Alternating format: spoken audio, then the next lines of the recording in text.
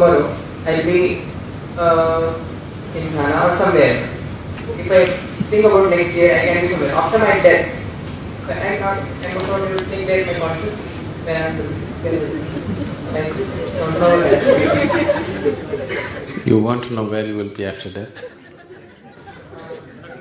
Okay. See, Prasanna, some things you know best only by experience, you know.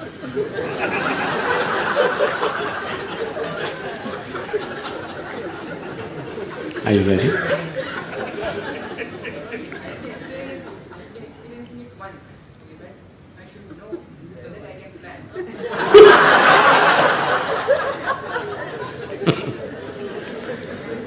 No, you leave the planning to me. Are you ready to experience?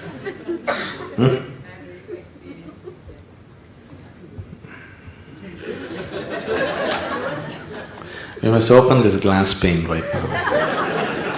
You are not conscious, so where is the question of your consciousness?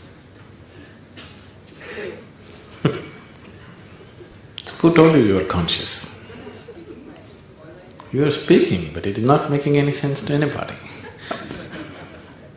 When somebody starts talking and they don't know what they're talking, we will assume that they're unconscious, isn't it?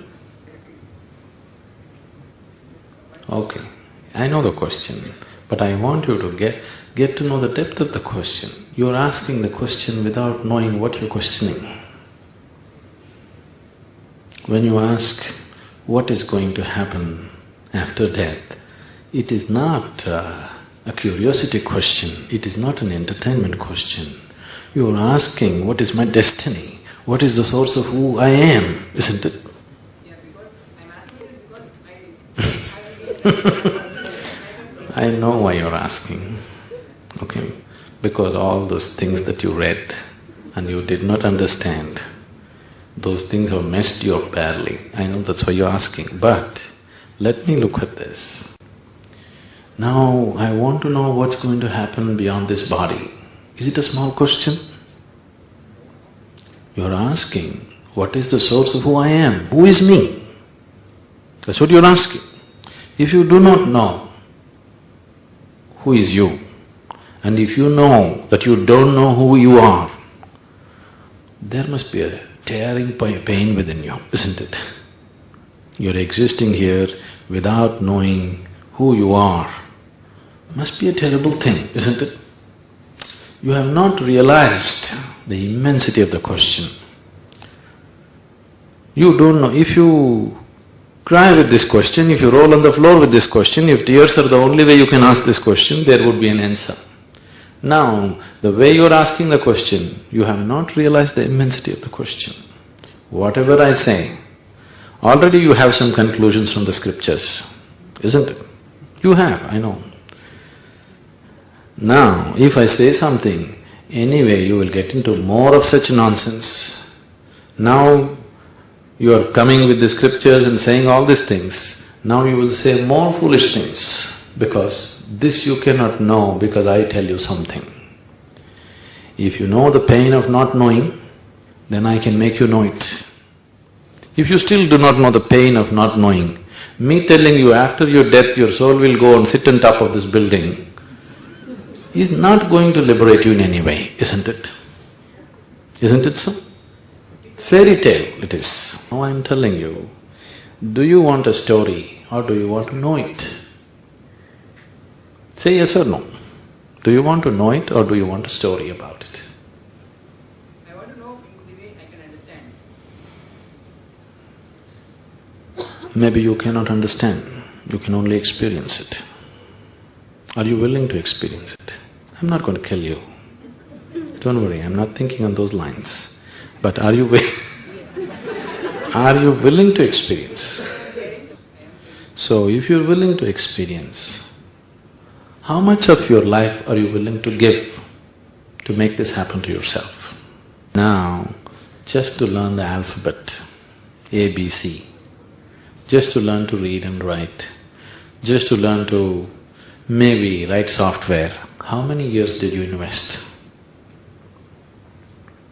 20 years? That is not the question of time, it is a question of our implementing the knowledge and intelligence. but it should be there, right?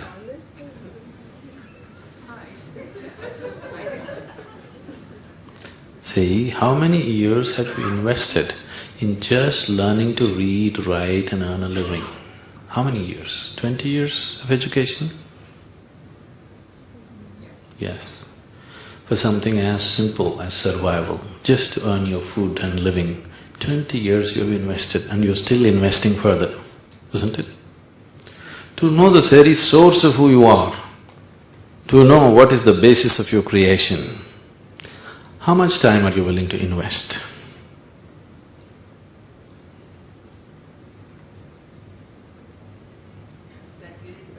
You think about that, you tell me, then I will tell you whether it's possible or not.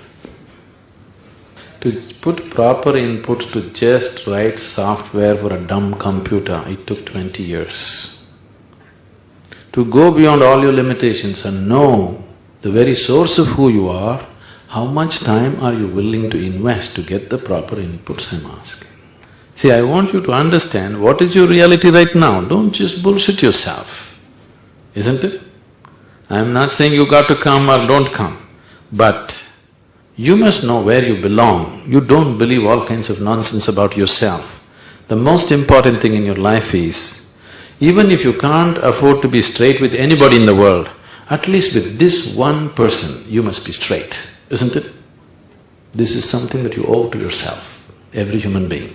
If you don't do this, your life is definitely a tragedy. It doesn't matter what's happening with it or not happening with it. If you don't know how to be straight to yourself, you have wasted your life before you live it. Before it starts, it's over, isn't it? So please I want you to look at it. Right now, you're asking big questions. I'm talking about a possibility.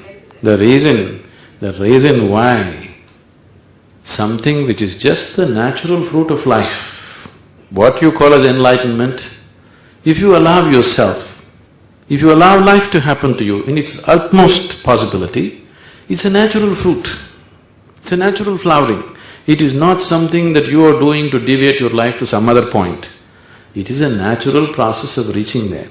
In spite of that, why it is happening to a large number of people, why it doesn't happen at all except a few individuals in the world, is simply because of this, because we are not straight with it. We don't even know whether we are willing to go for it or not, isn't it? It's not happened not because it's difficult, it's not happened because you're not willing to give yourself to it, that's all.